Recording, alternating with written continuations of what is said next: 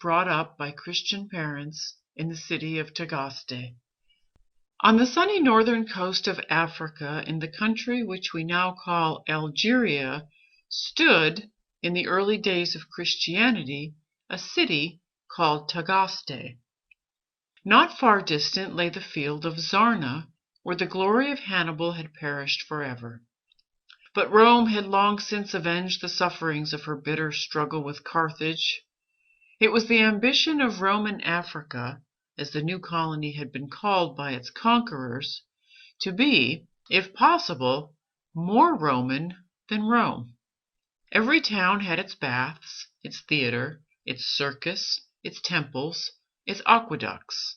It was forbidden even to exiles as a place of refuge. Too much like home, said the authorities. It was about the middle of the 4th century. The church was coming forth from her long imprisonment into the light of day. The successor of Constantine, in name a Christian, sat on the imperial throne.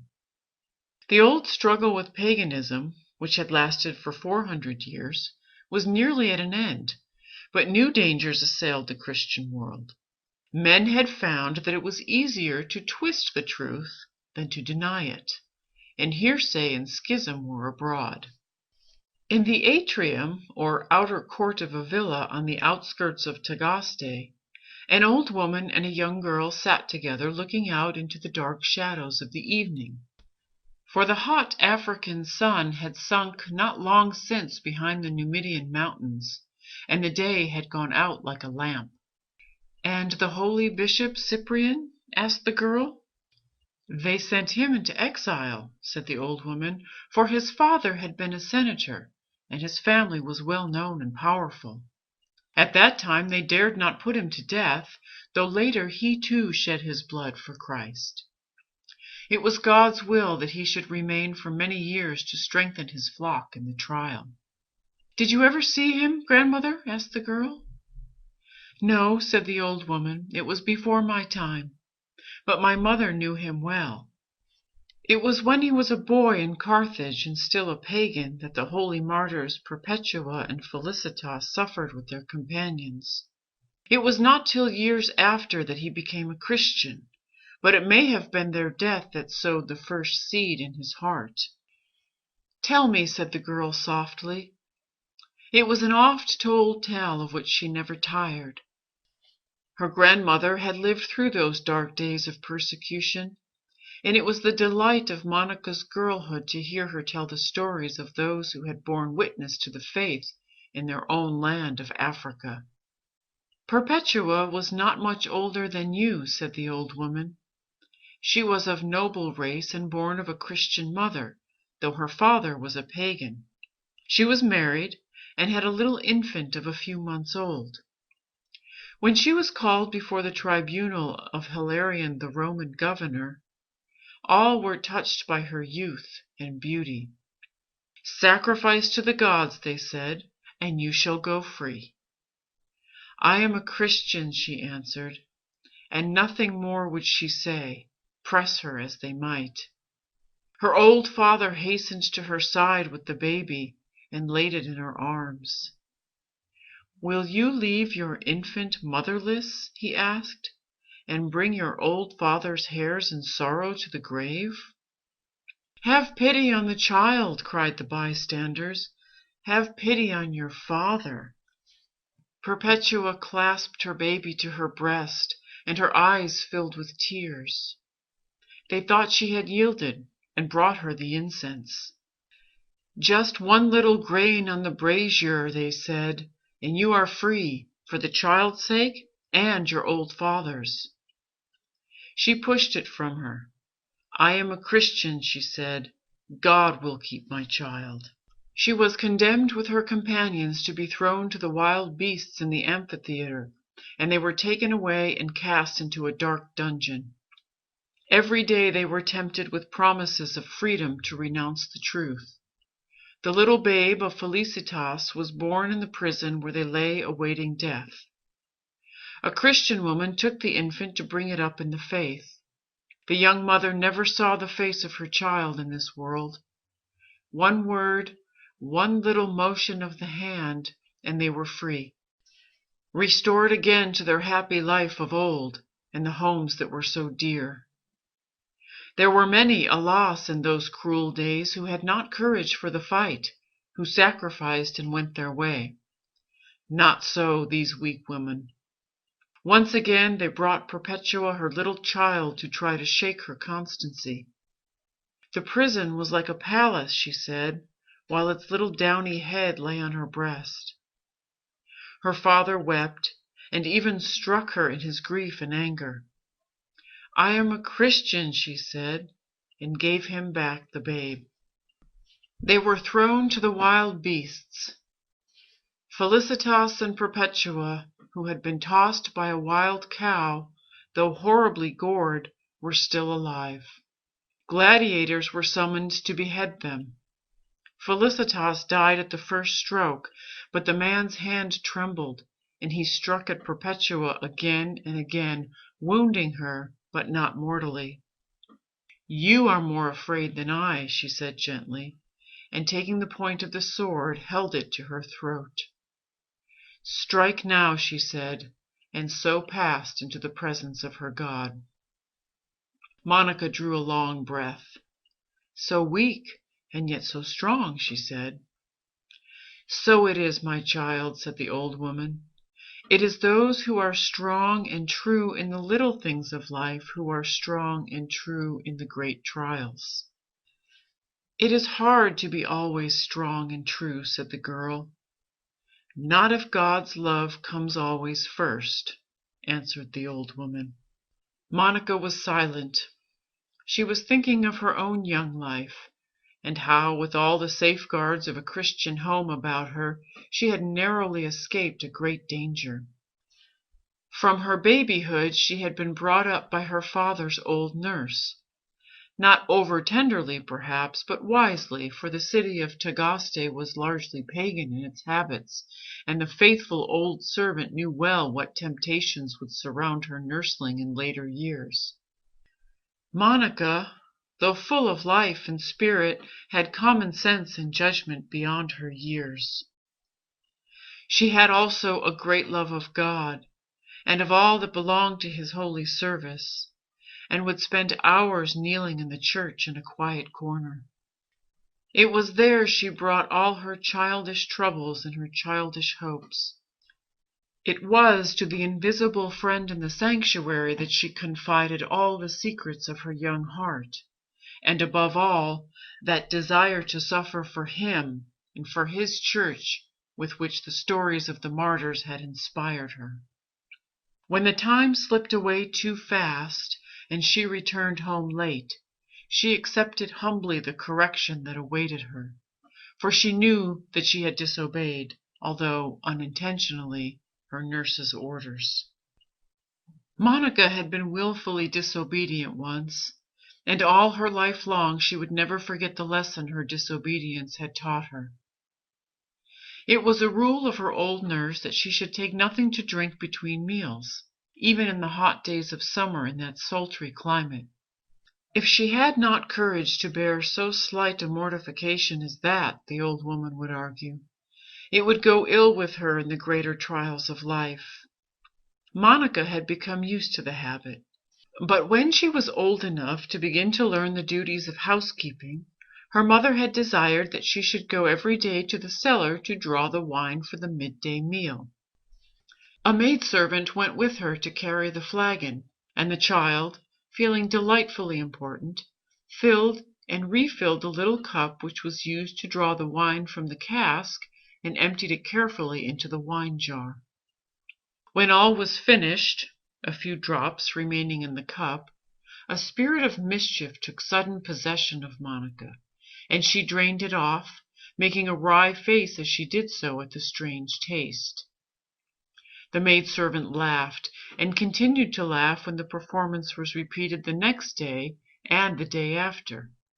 The strange taste became gradually less strange and less unpleasant to the young girl. Daily a few drops were added, until at last, scarcely thinking what she did, she would drink nearly the fill of the little cup, while the servant laughed as of old. But Monica was quick and intelligent, and was learning her household duties well. Finding one day that a piece of work which fell to the lot of the maid who went with her to the wine cellar was very badly done, she reproved her severely. The woman turned on her young mistress angrily. "It is not for a wine bibber like you to find fault with me," she retorted. Monica stood horrified. The woman's insolent word had torn the veil from her eyes. Whither was she drifting? Into what depths might that one act of disobedience so lightly committed have led her had not God in His mercy intervened? She never touched wine for the rest of her life unless largely diluted with water. God had taught her that he who despises small things shall fall by little and little, and Monica had learnt her lesson. She had learnt to distrust herself, and self-distrust makes one marvellously gentle with others. She had learnt, too, to put her trust in God, and trust in God makes one marvellously strong. She had been taught to love the poor and the suffering, and to serve them at her own expense and inconvenience, and the service of others makes one unselfish. God had work for Monica to do in His world, as He has for us all if we will only do it, and He had given her what was needful for her task. That night, on the way to her chamber, as the young girl passed the place where she had sat with her grandmother earlier in the day, she paused a moment and looked out between the tall pillars into the starlit night, where the palm trees stood like dark shadows against the deep, deep blue of the sky. She clasped her hands, and her lips moved in prayer. "O God," she murmured, "to suffer for Thee and for Thy faith." God heard the whispered prayer and answered it later. There is a living martyrdom as painful and as bitter as death, and Monica was called to taste it. End of chapter 1.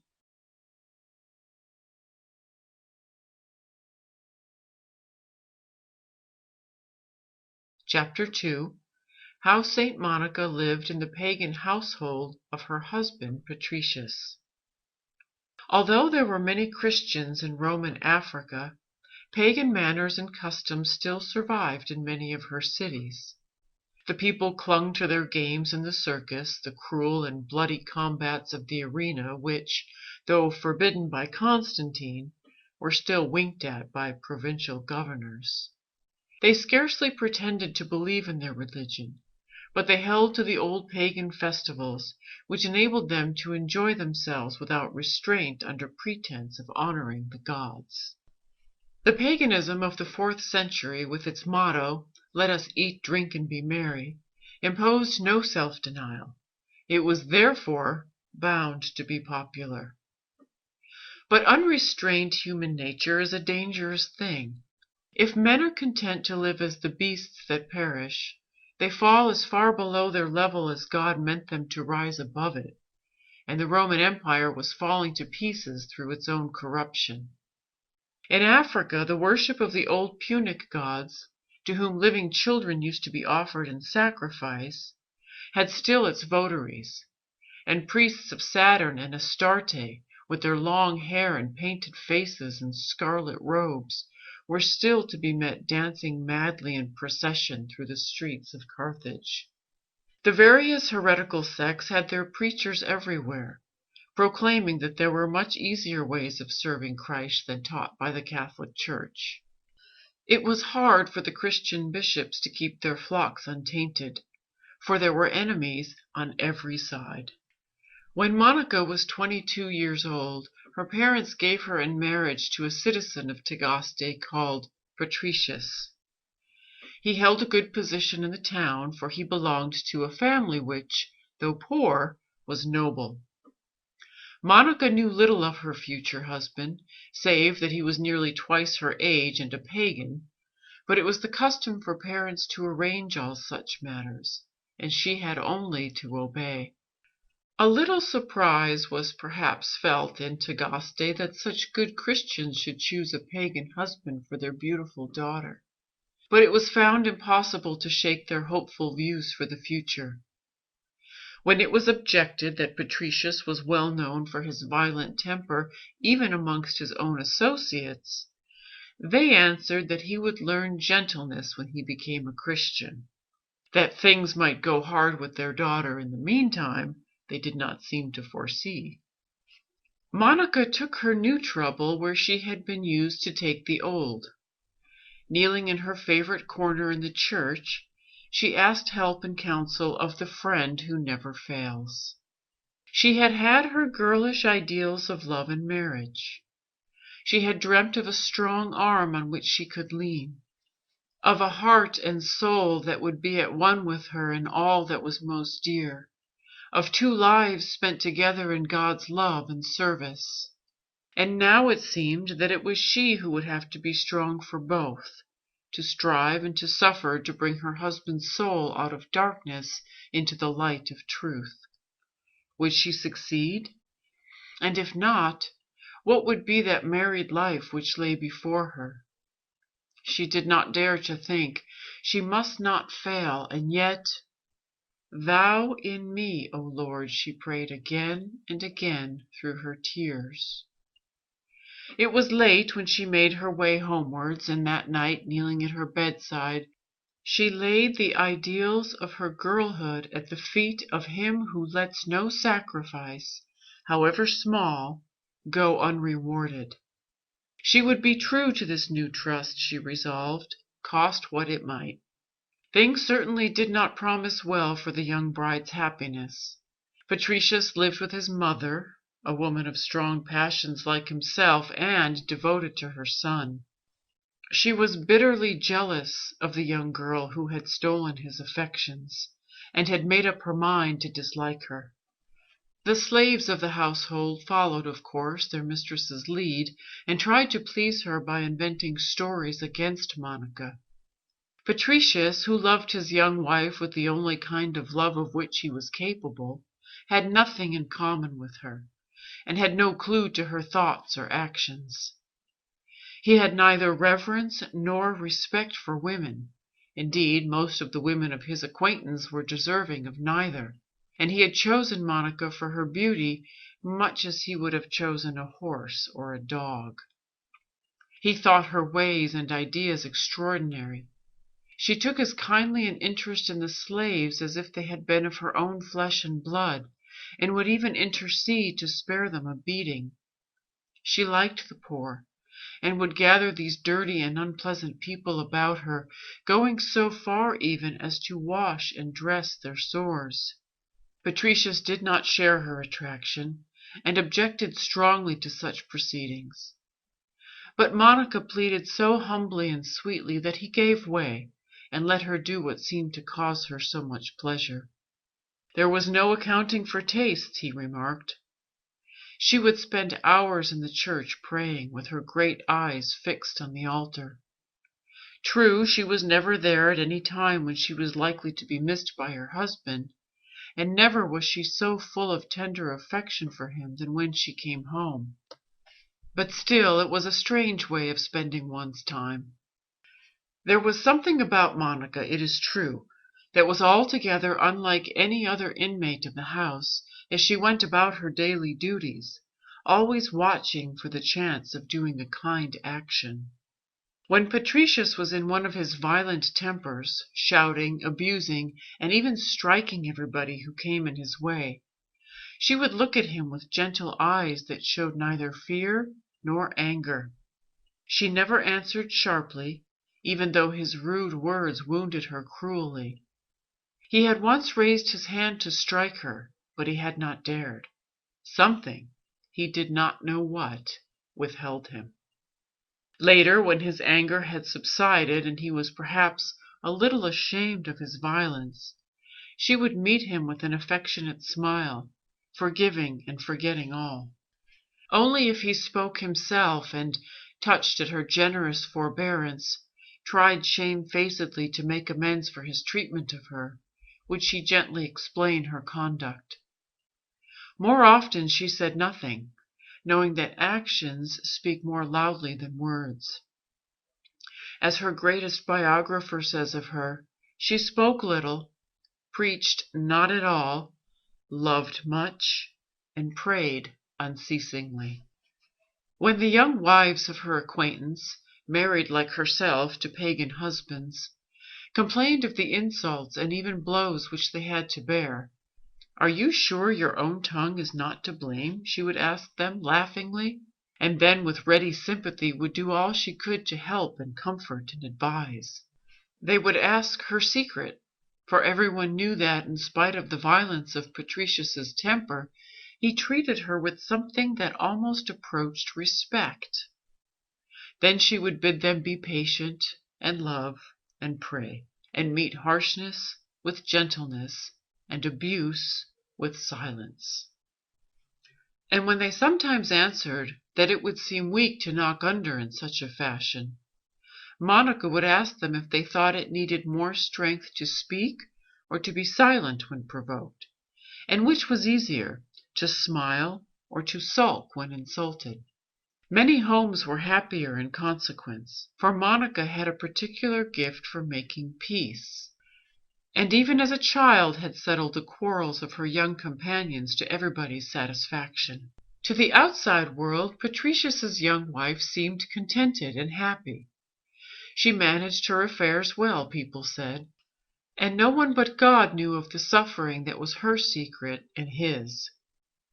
Brought up in the peace and piety of a Christian family, she had had no idea of the miseries of paganism. Now she had ample opportunity to study the effects of unchecked selfishness and of uncontrolled passions, to see how low human nature, unrestrained by faith and love, could fall. Her mother-in-law treated her with suspicion and dislike, for the slaves, never weary of inventing fresh stories against her, misrepresented all her actions to their mistress. Monica did not seem to notice unkindness, repaying the many insults she received with little services tactfully rendered, but she felt it deeply. "They do not know," she would say to herself, and pray for them all the more earnestly, offering her sufferings for these poor souls who were so far from the peace of Christ. How was the light to come to them if not through her? How could they learn to love Christ unless they learned to love His servants, and to see Him in them? The revelation must come through her if it was to come at all. "Thou in me, O Lord," she would pray, and draw strength and courage at His feet for the daily suffering. The heart of Patricius was like a neglected garden. Germs of generosity, of nobility, lay hidden under a rank growth of weeds that no one had ever been at any trouble to clear away. The habits of a lifetime held him captive. With Monica he was always at his best, but he grew weary of being at his best. It was so much easier to be at his worst. He gradually began to see distractions amongst his old pagan companions in the old ignoble pleasures. The whole town began to talk of his neglect of his beautiful young wife. Monica suffered cruelly, but in silence. When he was at home, which was but seldom, she was serene and gentle as usual. She never reproached him, and treated him with the same tender deference as of old. Patricius felt the charm of her presence. All that was good in him responded. But evil habits had gone far to stifle the good, and his lower nature cried out for base enjoyments.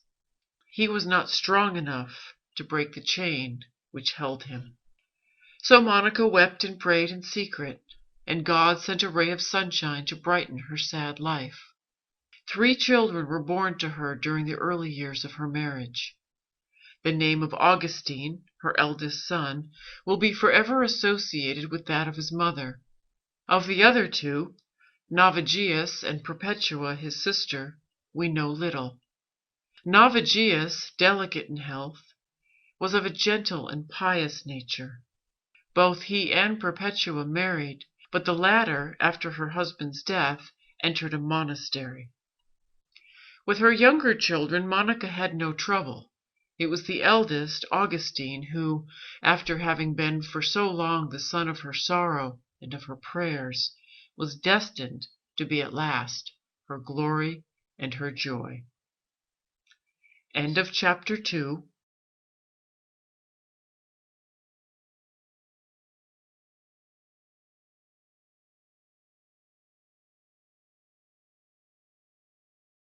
Chapter 3. How Saint Monica brought up her children, and how little Augustine fell sick and desired baptism. As soon as the little Augustine was born, his mother had him taken to the Christian church, that the sign of the cross might be made on his forehead, and that he might be entered amongst the catechumens. It was a custom of the time, never approved of by the church, to put off baptism until the catechumen had shown himself able to withstand the temptations of the half-pagan society in the midst of which he had to live. Through this mistaken idea of reverence for the sacrament, the young soldier of Christ, lest he should tarnish his weapons in the fight, was sent unarmed into a conflict in which he needed all the strength which the sacraments alone can give. The outlook for Monica, with her pagan husband and her pagan household, was darker than for most Christian mothers. Her heart grew heavy within her as she held her young son in her arms and thought of the future. For the present, indeed, he was hers, but later, when she could no longer keep him at her side and surround him with a mother's love and protection, what dangers would beset him? The influence of an unbelieving father during the years when his boyish ideas of life would be forming, a household that knew not Christ, how could he pass untouched through the dangers that would assail his young soul? With prayers and tears, Monica bent over the unconscious little head that lay so peacefully upon her breast, commending her babe to the Heavenly Father, to whom all things are possible. Augustine drank in the love of Christ with his mother's milk, he tells us. As soon as he could speak, she taught him to lisp a prayer. As soon as he could understand, she taught him, in language suited to his childish sense, the great truths of the Christian faith. He would listen eagerly, and, standing at his mother's knee, or nestling in her arms, follow the sweet voice that could make the highest things so simple to his childish understanding. It was the seed time that was later to bear such glorious fruit, though the long days of winter lay between. The boy was thoughtful and intelligent. He loved all that was great and good and noble. The loathing of what was mean and base and unlovely, breathed into him by his mother in those days of early childhood, haunted him even during his worst moments in later life. The cry that burst from his soul in manhood, when he had drunk deeply of the cup of earthly joys and found it bitter and unsatisfying, had its origin in those early teachings. Thou hast made us for thyself, O God, and our hearts can find no rest until they rest in thee. One day, when the child was about 7 years old, he was suddenly seized with sickness. He was in great pain, and soon became so ill that his life was in danger. His parents were in anguish, but Augustine's one thought was for his soul. He begged and prayed that he might receive baptism. Monica added her entreaties to his. Patricius yielded. All was prepared, when the child suddenly got better. Then someone intervened, probably his father, for Augustine tells us that the baptism was put off again, indefinitely. But it was time to think of the boy's education, and it was proposed to send him to school in Tagaste.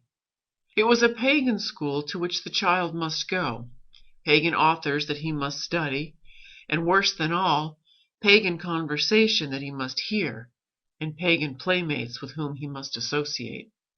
Patricius was proud of the beauty and the intelligence of his little son, and hoped great things for the future.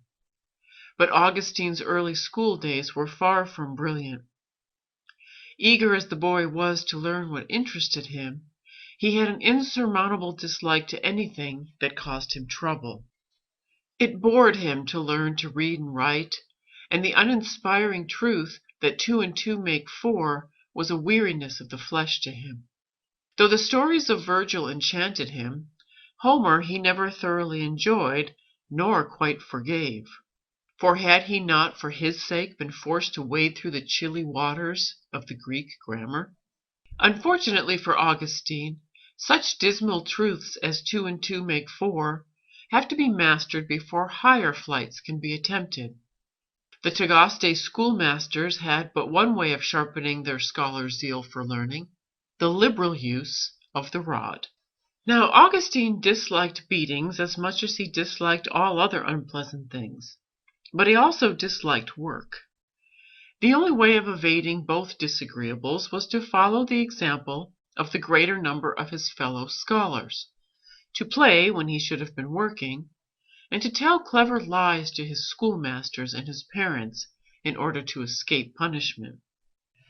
Such tricks, however, are bound to be found out sooner or later, and Monica, realizing that much could be got out of her son by love, but little by fear, took him for a course of instruction to the Christian priests, that he might learn to overcome himself for the love of God. As a result, Augustine took more earnestly to his prayers, asking above all, however, that he might not be beaten at school. His mother, finding him one day praying in a quiet corner to this intent, suggested that if he had learnt his lessons for the day he need have no fear, but if he had not, punishment was to be expected. Patricius, who was passing and overheard the conversation, laughed at his son's fears and agreed with his wife. Augustine thought them both exceedingly heartless. As the boy grew older, however, his wonderful gifts began to show themselves, and his masters, seeing of what he was really capable, punished him yet more severely when he was idle. Augustine too began to take pride in his own success, and to wish to be first among his young companions. The latter cheated as a matter of course, both in work and at play. Bad habits are catching, and Augustine would sometimes cheat too. When found out, he would fly into a passion, although no one was so severe on the dishonesty of others as he. And yet, though he would often yield to the temptations that were the hardest for his pleasure-loving nature to resist, there was much that was good in the boy. He had a faithful and loving heart, an attraction for all that was great and noble. He was, in fact, his mother's son as well as his father's.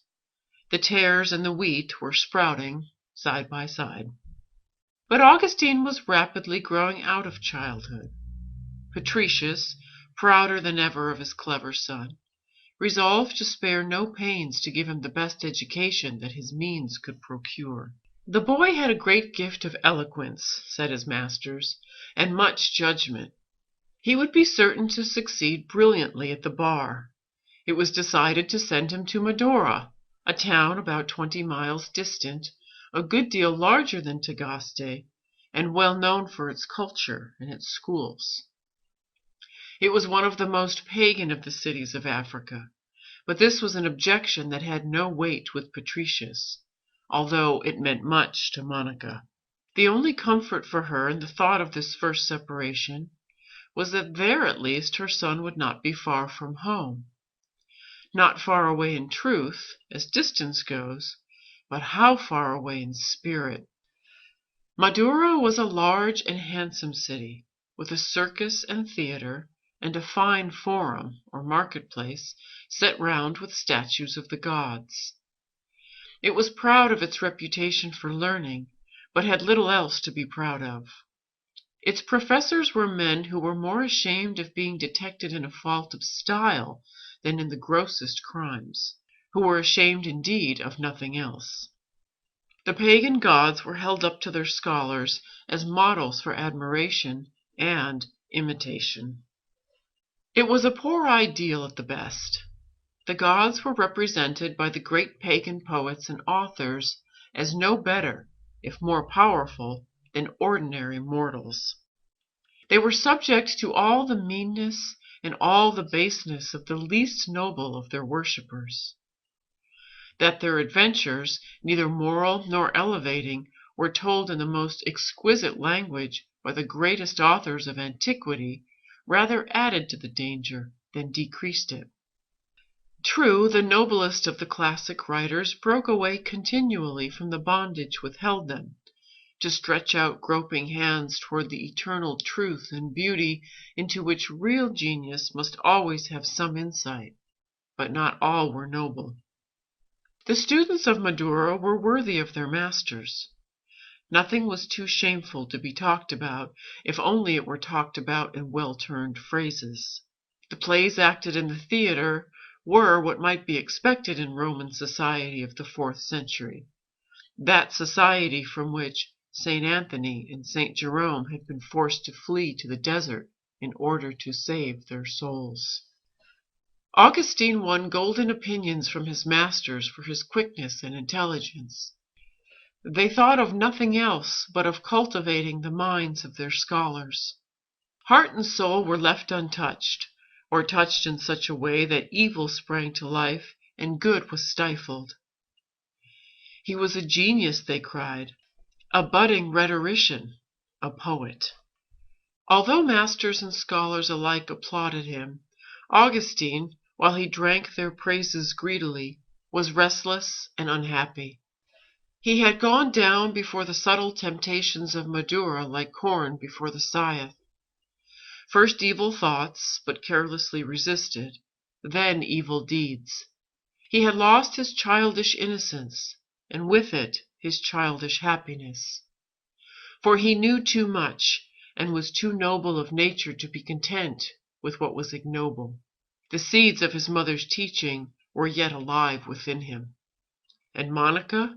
Only 20 miles away at Tagaste, she was praying for her son, beseeching the Heavenly Father to keep him from evil, to watch over him now that she was no longer at his side, hoping and trusting that all was well with her boy. End of chapter 3.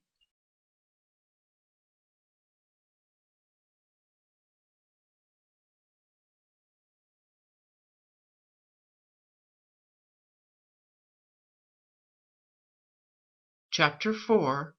How Saint Monica, by her gentleness and charity, won Patricius and his mother to Christ. Of all the hidden forces in the world, perhaps the most mysterious is what we call influence. For good or for evil, to a lesser or greater degree, it goes out from each one of us and has its effect on all with whom we come in contact. It is like a subtle breath that braces the spirit to good or relaxes it to evil, but never leaves it untouched or unmoved. No man liveth to himself alone, said St. Paul, who had many opportunities of watching the workings of the mysterious force in the world and of studying its effects.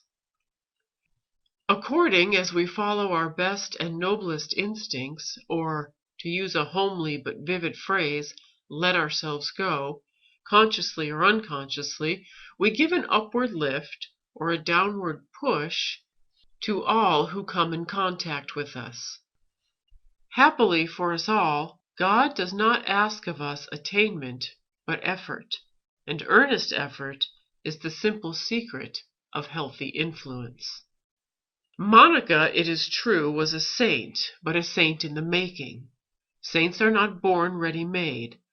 Holiness is a beautiful thing that is built up stone by stone, not brought into being by the touch of the enchanter's wand. During the years that had passed since Patricius had brought his young wife home to his mother's house, she would have been the first to confess how far she had fallen short of the ideal she had set herself to attain. And yet there had been ceaseless effort, ceaseless prayer, unwearying love, and patience. Outwardly all seemed as usual, but the hidden force had been doing its work in secret, as it always does. The mother of Patricius was growing old. She was neither so active nor so strong as she had been. What had used to be easy to her was becoming difficult. It galled her independent spirit to be obliged to ask help of others. Monica, reading her heart as only the unselfish can, saw this and understood. At every moment the older woman would find that some little service had been done by unseen hands, some thoughtful act that made things easier for the tired old limbs. There was someone who seemed to know and understand what she wanted almost before she did herself. Who could it be? Not the slaves, certainly. They did their duty for fear of being beaten, but that was all. It was all, indeed, that was expected of them. Not Patricius either. It was not his way. He never thought of such things. It could therefore be no one but Monica. The old woman mused deeply. She had treated her daughter-in-law harshly and unkindly during all these years. She had looked upon her as an intruder. But then the slaves had told her unpleasant stories of their young mistress. It was only what she deserved. And yet it was hard to think of those ugly tales in connection with Monica as she herself knew her, as she had seen her day by day since she came first, a young bride, to her husband's home. Again, how had Monica repaid her for her unkindness? With never-failing charity and sweetness, with gentle respect and deference to her wishes, never trying to assert herself, never appealing to her husband to give her the place which of right belonged to her. She had been content to be treated as the last in the house. The old woman sat lost in thought. What would the house be like, she suddenly asked herself, without that gentle presence? What would she do, what would they all do, without Monica? With a sudden pang of sorrow she realized how much she leant upon her daughter-in-law, what her life would be without her. She considered the matter in this new light. She was a woman of strong passions, but of sound common sense. Reason was beginning to triumph over prejudice. Sending for the slaves, she questioned them sharply as to the tales they had told her about their young mistress. They faltered, contradicted each other and themselves, in the end confessed that they had lied. The old lady went straight to her son and told him the whole story. Patricius was not one to take half measures in such a matter. Not even the prayers of Monica, all unconscious of the particular offense they had committed, availed to save the culprits. They were as soundly beaten as they had ever been in their lives, after which they were told that they knew what to expect if they ever breathed another word against their young mistress again. As it happened, they had no desire to do so. The hidden forces had been working there too. Monica's kindness, her sympathy with their joys and sorrows, to them something strange and new, had already touched their hearts. More than once they had been sorry for ever having spoken against her. They had felt ashamed in her presence. Justice having been done on the slaves, the mother of Patricius sought out her daughter-in-law, told her frankly that she had been in the wrong, and asked her forgiveness. Monica clasped the old woman in her arms and refused to listen. From that moment they were the truest of friends. There were many things to be spoken of, but first religion. Monica had revealed her faith by her life, her daily actions, and to the other it was a beautiful and alluring revelation. She wanted to know, to understand. She listened eagerly to Monica's explanations. It was a message of new life, of hope beyond the grave, of joy, of peace. She begged to be received as a catechumen. It was not long before she knelt at Monica's side before the altar to be signed on the brow with the cross of Christ, the joyous first fruits of the seed that had been sown in tears. One by one the slaves followed their mistress's example, hungering in turn for the message that brought such peace and light to suffering and weary souls. Was it for such as they asked? And Monica answered that it was for all, that the Master himself had chosen to be as one that served. The whole household was Christian now, with the exception of Patricius, and even he was growing daily more gentle, more thoughtful. The mysterious forces were working on him too. His love for Monica was more reverent. His eyes were opening slowly to the beauty of spiritual things. The old life, with its old pleasures, was growing distasteful to him. He saw its baseness, while as yet he could scarcely tear himself free from its fetters, the fetters of old habits so hard to break. He noticed the change in his mother, and half envied her courage. He even envied the slaves their happy faces, the new light that shone in their eyes, and that gave them a strange new dignity. Monica, watching the struggle, redoubled her prayers. Her unselfish love surrounded her husband like an atmosphere of light and sweetness, drawing him with an invincible power to better things. She would speak to him of their children, above all of Augustine, their eldest born, the admiration of his masters at Madura. He was astonishing everybody, they wrote, by his brilliant gifts. He had the soul of a poet and the eloquence of an orator. He would do great things. Madura had been all very well up till now, his father decided, but everything must be done to give their boy a good start in life.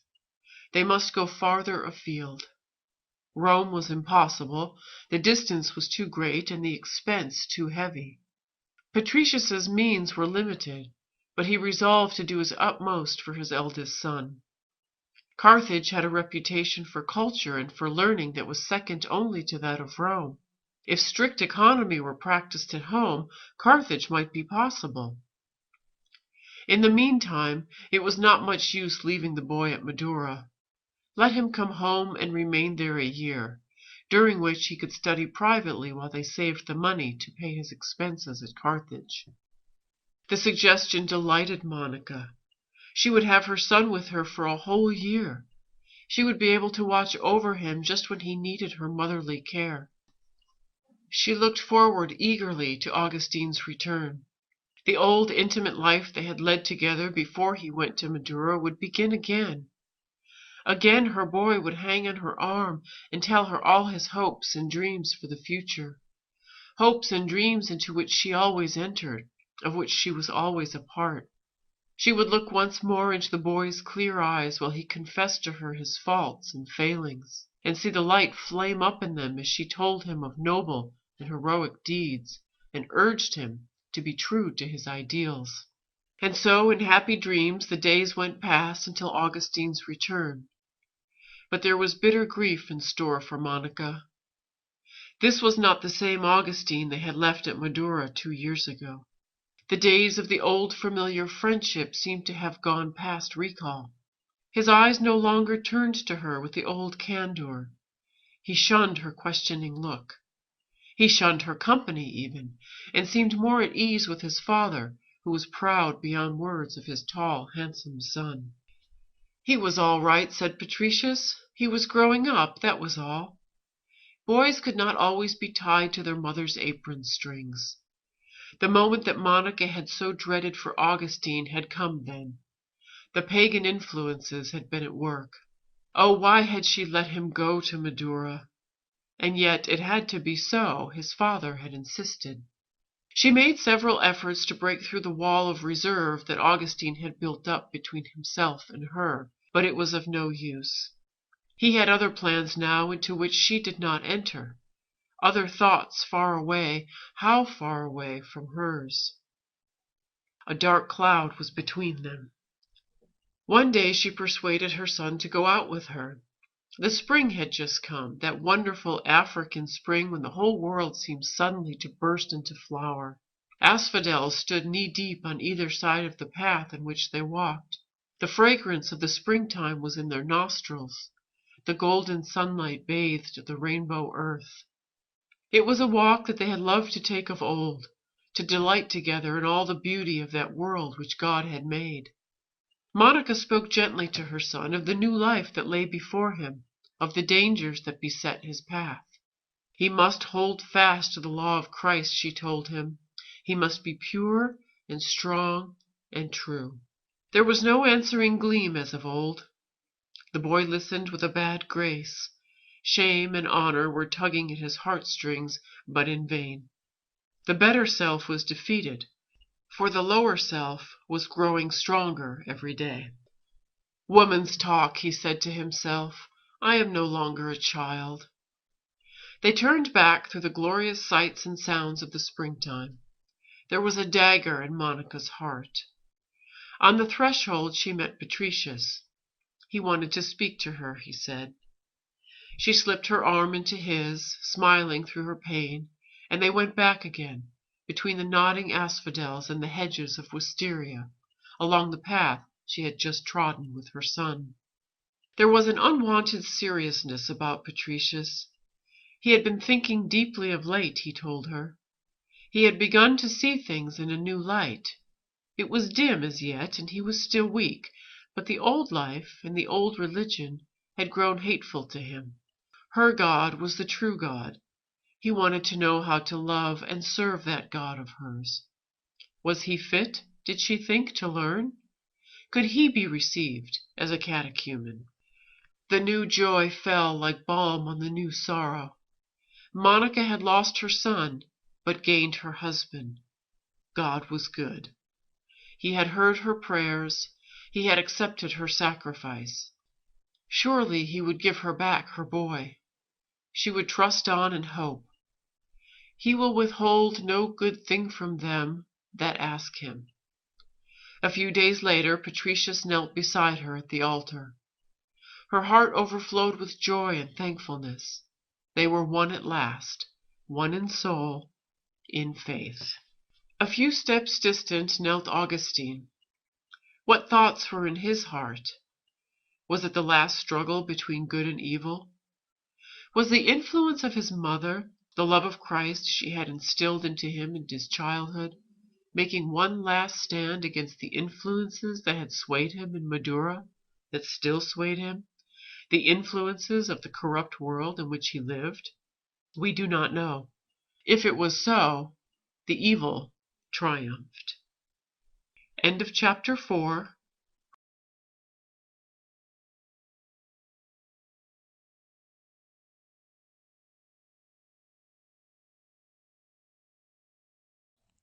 Chapter 5.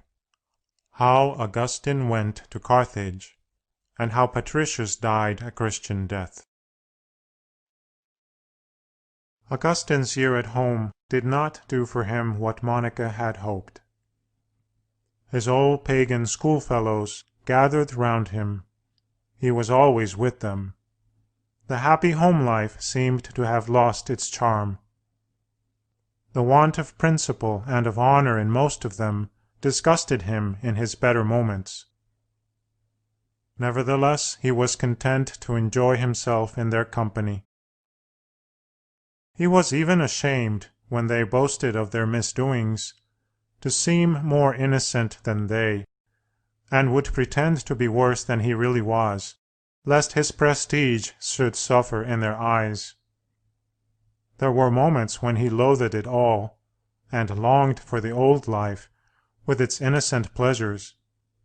But it is hard to turn back on the downhill road.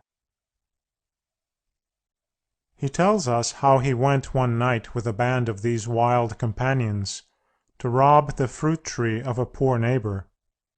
It was laden with pears, but they were not very good.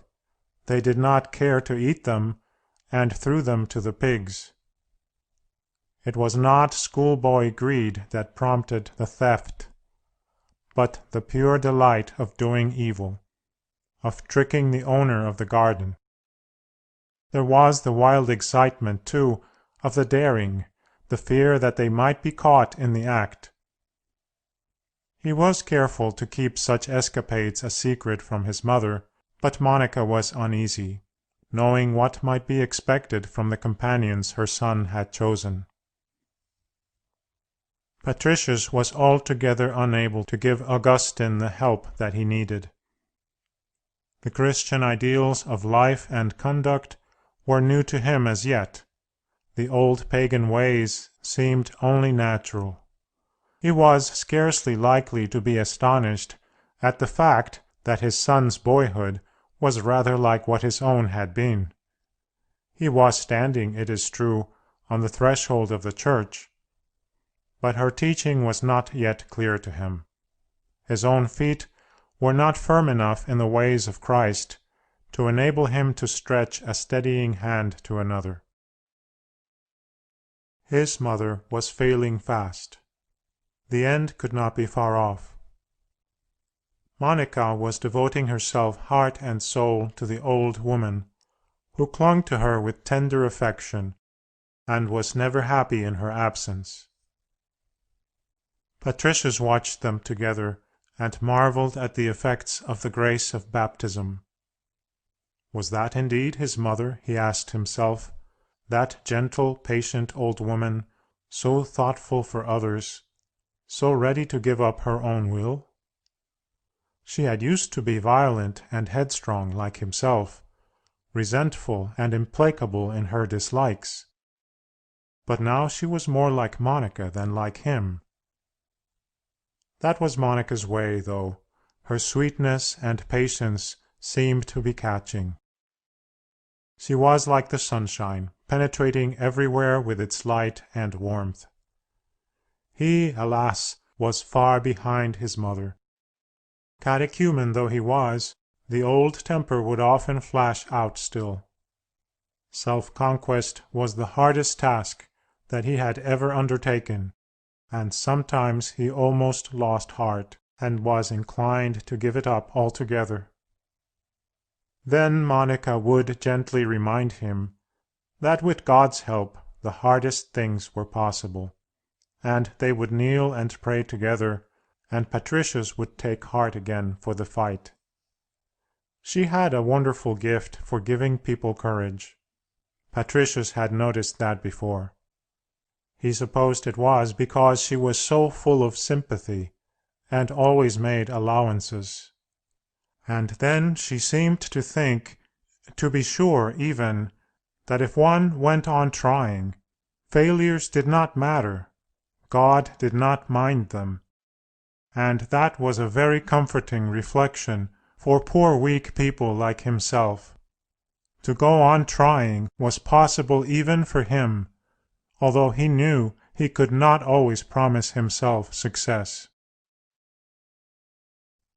Patricius was anxious about Augustine's future.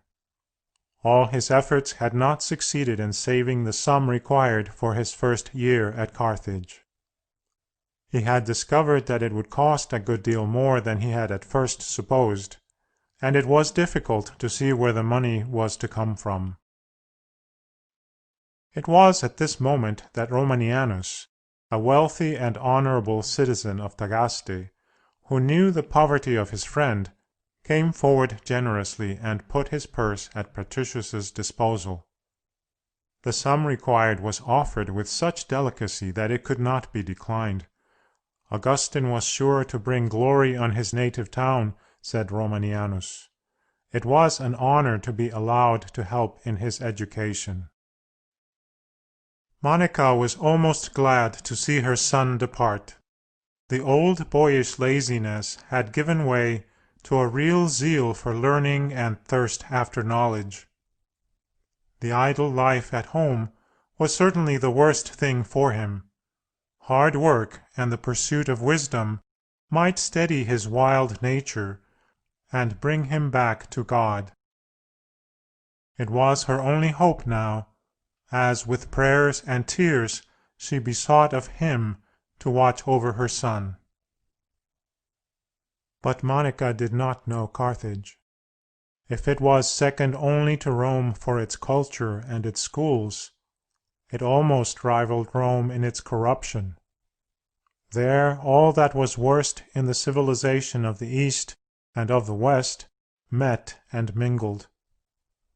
The bloody combats between men and beasts, the gladiatorial shows that delighted the Romans, were free to all who chose to frequent the amphitheatre of Carthage.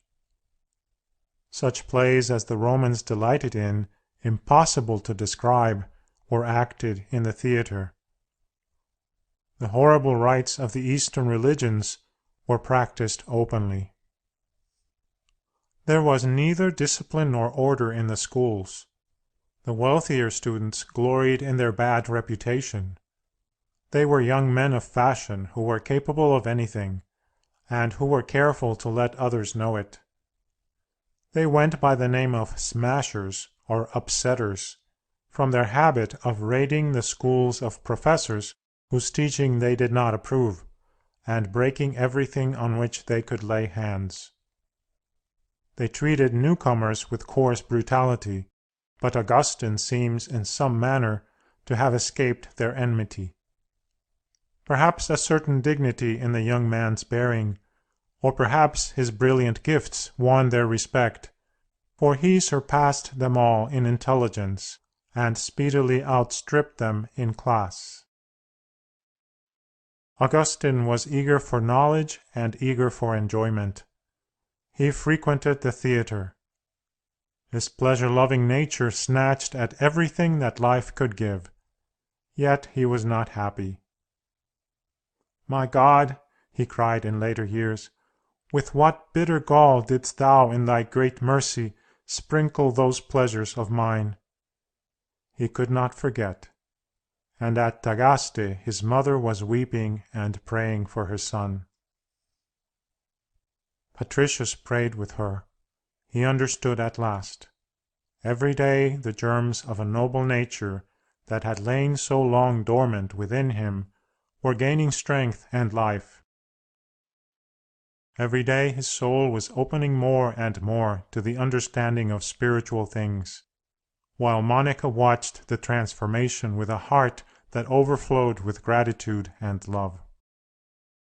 The sorrows of the past were all forgotten in the joy of the present, that happy union at the feet of Christ. There was but one cause for sadness. Patricius's health was failing. His mother had already shown him the joys of a Christian deathbed. She had passed away smiling, with their hands in hers, and the name of Jesus on her lips. The beautiful prayers of the Church had gone down with the departing soul to the threshold of the new life, and had followed it into eternity. She seemed close to them still in the light of that wonderful new faith, and to be waiting for them in their everlasting home. But Monica's happiness was to be short-lived, for it seemed that Patricius would soon rejoin his mother. He did not deceive himself. He spoke of his approaching death to Monica, and asked her to help him to make a worthy preparation for baptism, which he desired to receive as soon as possible. With the simplicity and trustfulness of a child, he looked to her for guidance, and did all that she desired. The ceremony over, he turned to his wife and smiled. A wonderful peace possessed him. The old life, with all its stains, had passed from him in those cleansing waters. The new life was at hand. Once more he asked her to forgive him all the pain he had caused her, all that he had made her suffer. No, she must not grieve, he told her. The parting would be but for a little while, the meeting for all eternity. She had been his angel, he said. He owed all his joy to her. It was her love, her patience, that had done it all. She had shown him the beauty of goodness and made him love it. He thanked her for all that she had been to him, all that she had shown him, all that she had done for him. Her tears fell on his face. Her loving arms supported him. Her sweet voice, broken with weeping, spoke words of hope and comfort. On the threshold of that other world, Monica bade farewell to her husband, and one more soul that she had won for Christ went out into a glorious eternity. End of